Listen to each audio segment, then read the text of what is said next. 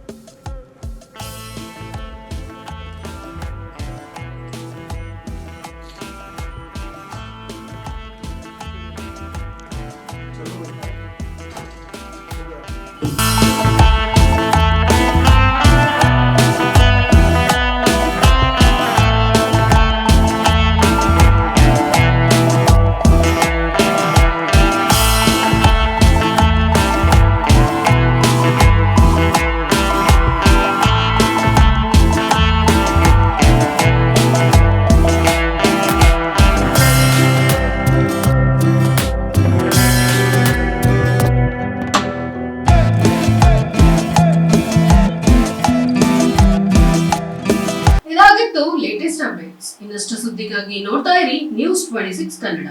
ನಾವು ನಿಮ್ಮೊಂದಿಗೆ.